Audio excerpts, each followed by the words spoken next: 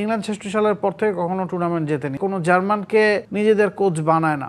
এবার সবকিছু পেছনে ঠেলে তারা একজন জার্মানের হাতে ইংলিশ দলটার দায়িত্ব দিয়েছে ফলাফলের জন্য। আজটেকা স্টেডিয়ামে মেক্সিকো কখনো বিশ্বকাপের কোনো ম্যাচ হারেনি। এই ইংল্যান্ড দলের বেঞ্চের যে শক্তি আছে সেটা হয়তো আমি আর্জেন্টিনা দলে দেখি না, বা স্পেন দলেও দেখি না, ব্রাজিল দলেও দেখি না।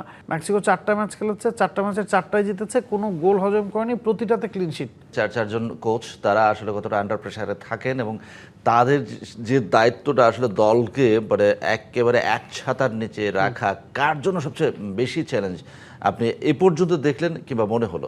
টুখেলের উপর চাপ আছে। ইংল্যান্ড ৬৬ সালের পর থেকে কখনো টুর্নামেন্ট জেতেনি, এবং ইংল্যান্ড কখনো দেখা যায় যে কোনো জার্মানকে নিজেদের কোচ বানায় না। এবার সব কিছু পেছনে ঠেলে তারা একজন জার্মানের হাতে ইংলিশ দলটার দায়িত্ব দিয়েছে ফলাফলের জন্য। তার উপর দায়িত্ব আছে ইংল্যান্ড দলটাও নিজেদের সেরা ছন্দে নেই বা সেরা ফর্মটা দেখাতে পারছেন না। আমরা ইংল্যান্ড ম্যাচটার দিকে একটু কথা বলতে চাই যে ইংল্যান্ড আসলে যেভাবে আগাচ্ছে সেটা আসলে মানে শিরোপার দিকে যাওয়ার রাস্তাটা তাদের জন্য কতটা স্মুথ হচ্ছে কিংবা চ্যালেঞ্জিং হচ্ছে, নাকি প্রত্যাশা মতোই যাচ্ছে? আজকের ম্যাচটা তাদের জন্য সবচেয়ে বড় পরীক্ষা। অন্য যে কোনো দলের চেয়ে আজকের ম্যাচটা মেক্সিকোর এগেনস্টে আজটেকা স্টেডিয়ামে তাদের সবচেয়ে বড় বিপদে ফেলতে পারে। ইটস বিকজ আজটেকা স্টেডিয়ামে মেক্সিকো কখনো বিশ্বকাপের কোনো ম্যাচ হারেনি। সম্ভবত ৭০-৮০টা ম্যাচ খেলেছে তারা এই স্টেডিয়ামে, সব মিলিয়ে দুবার তারা হেরেছে। এই স্টেডিয়ামটা সমুদ্রপৃষ্ঠ থেকে প্রায় ৭,৫০০ ফিট উঁচুতে। ওই জায়গায় আপনার ইউরোপিয়ান একটা দলের জন্য খাপ খাইয়ে নেওয়াটা খুব ডিফিকাল্ট। আমরা বলিভিয়ার ক্ষেত্রে যেটা বলি যে লাতিন আমেরিকায় বলিভিয়াতে যখন খেলা হয়, ব্রাজিল আর্জেন্টিনাকেও বলিভিয়াতে গিয়ে খেলতে অনেক বেগ পেতে হয়, কারণ এটা সমুদ্রপৃষ্ঠ থেকে অনেক উঁচু হওয়ায় ওখানে শ্বাস নিতে সমস্যা হয়। ইংল্যান্ড দলের প্লেয়াররা আমরা জানি যে সবচেয়ে বেশি ফুটবল খেলেন, সবচেয়ে কম্পিটিটিভ লিগ খেলেন। তারা যখন জাতীয় দলের হয়ে খেলতে আসেন যে কোনো টুর্নামেন্টে, রিসেন্টলি গেল ৮-১০ বছরে তারা ইউরো, বিশ্বকাপ সব জায়গায় টুর্নামেন্টের শুরুতে খুব দারুণ খেলেন, শেষের দিকে গিয়ে মনে হয় যে তাদের এনার্জি লেভেল কমে গেছে।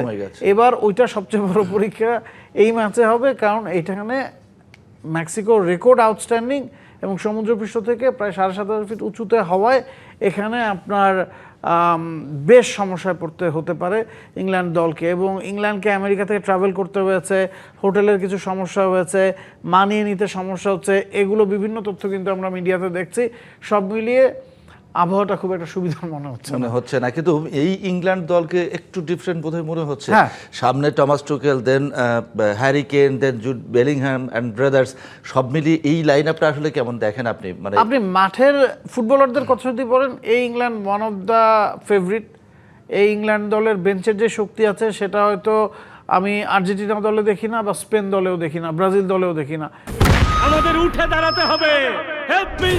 স্পিড, সকল অন্যায়ের বিরুদ্ধে রুখে দাঁড়ানোর এনার্জি পার্টনার। ফ্রান্সের পরে বেঞ্চের শক্তির কথা যদি আপনি বলেন, ওভারঅল স্কোয়াডের ডেপথের কথা যদি বলেন, বড় নামের কথা যদি বলেন, ফ্রান্সের পরে আপনাকে ইংল্যান্ডকে রাখতে হবে। আপনি খেয়াল করুন, হ্যারি কেনের কথা বললেন, বেলিংহামের কথা বললেন, তারা সাকাকে স্টার্ট করাচ্ছে না, মাদুয়েকে খেলছেন, সাকা পুরো ফিট না, এখন হয়তো সাকা ফিরবেন। তাদের লেফট সাইডে অ্যান্থনি গর্ডন এবং রাশফোর্ডের মতো দুজন অপশন আছে।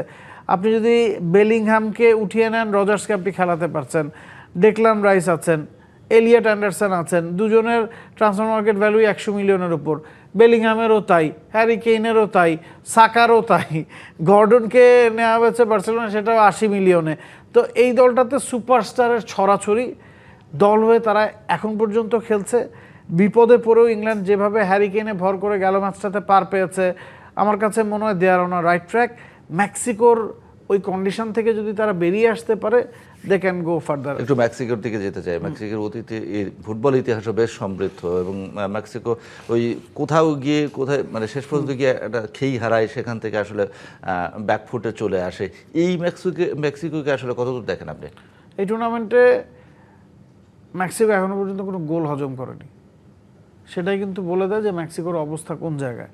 মেক্সিকো 4টা ম্যাচ খেলেছে, 4টা ম্যাচের 4টায় জিতেছে, কোনো গোল হজম করেনি, প্রতিটাতে ক্লিনশিট। এবং গেল 7 ম্যাচ ধরে তারা টানা জয়ের ধারা ধরে রেখেছে। তারা হোম গ্রাউন্ডে খেলছে, হোম গ্রাউন্ডের অ্যাডভান্টেজ কীভাবে কাজে লাগাতে হয় এই মেক্সিকো সেটা খুব ভালো মতো দেখিয়েছে। আমরা মেক্সিকো ভার্সেস ইংল্যান্ড এই দ্বৈরথের কথা যদি শুনি, আপনি হয়তো ইংল্যান্ডকে বাইফার এগিয়ে রাখবেন, তবে ঘটনা এখানে সেটা না। মেক্সিকো ইংল্যান্ড ম্যাচটা 50-50 হতে যাচ্ছে। ইংল্যান্ডকে আপনি হয়তো একটু এগিয়ে রাখতে পারেন, তবে তবে ইংল্যান্ডের গায়ে খুব বেশি ফেভারিটের ট্যাগটা আপনি এই ম্যাচে অ্যাজটেকা স্টেডিয়ামে মেক্সিকোর এগেনস্টে দিতে পারেন না।